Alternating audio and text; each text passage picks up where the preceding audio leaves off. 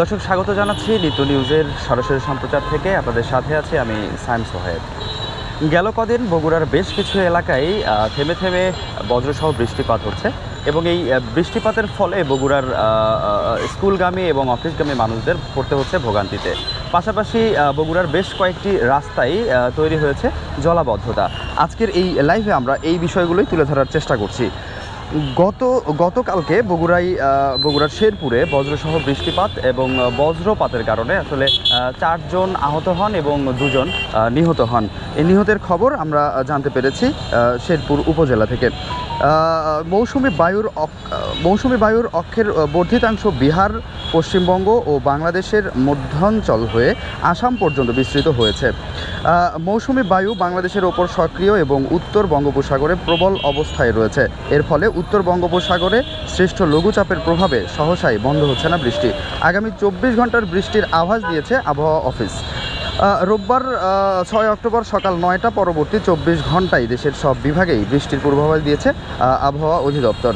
বিজ্ঞপ্তিতে আরও বলা হয়েছে, ময়মনসিংহ ও সিলেট বিভাগের অধিকাংশ জায়গায়, রাজশাহী, ঢাকা ও চট্টগ্রাম বিভাগের অনেক জায়গায় এবং রংপুর, খুলনা ও বরিশাল বিভাগের কিছু কিছু জায়গায় অস্থায়ীভাবে দমকাসহ হালকা থেকে মাঝারি ধরনের বৃষ্টি বা বজ্রসহ বৃষ্টিপাতের সম্ভাবনা রয়েছে।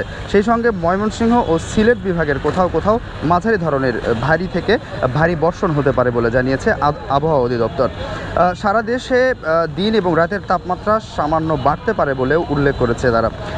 সোমবারেও 7 অক্টোবর সোমবারেও বৃষ্টির সম্ভাবনা রয়েছে। ওই দিন সকাল 9টা থেকে পরবর্তী 24 ঘন্টায় রাজশাহী, রংপুর, ময়মনসিংহ ও সিলেট বিভাগের অনেক জায়গায়, ঢাকা, খুলনা ও বরিশাল বিভাগের কিছু কিছু জায়গায় এবং চট্টগ্রাম বিভাগের 2-1 জায়গায় অস্থায়ীভাবে দমকা হাওয়াসহ হালকা থেকে মাঝারি ধরনের বৃষ্টি ও বজ্রসহ বৃষ্টিপাত হতে পারে। সেই সঙ্গে দেশের কোথাও কোথাও মাঝারি ধরনের ভারী বর্ষণ হতে পারে বলে জানিয়েছে আবহাওয়া অধিদপ্তর। সেই সঙ্গে সারা দেশে দিন এবং রাতের তাপমাত্রা বৃদ্ধি পেতে পারে বলে জানিয়েছে আবহাওয়া অধিদপ্তর।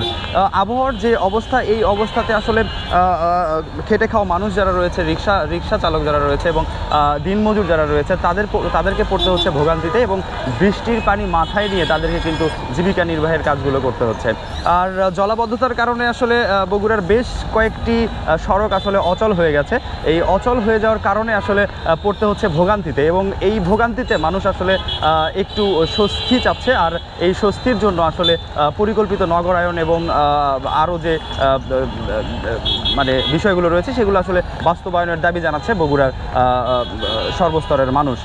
এই মুহূর্তে সাতমাথায় অবস্থান করছি এবং সাতমাথায় আমরা দেখতে পাচ্ছি বৃষ্টির মধ্যেও গাড়ির বেশ চাপ রয়েছে এবং এখানে আমরা আসলে জলাবদ্ধতাও দেখতে পাচ্ছি। জলাবদ্ধতার কারণে আসলে স্কুলগামী এবং অফিসগামী যে মানুষ, তাদেরকে পড়তে হচ্ছে ব্যাপক ভোগান্তিতে। তো এই ছিল সাতমাথা থেকে সর্বশেষ।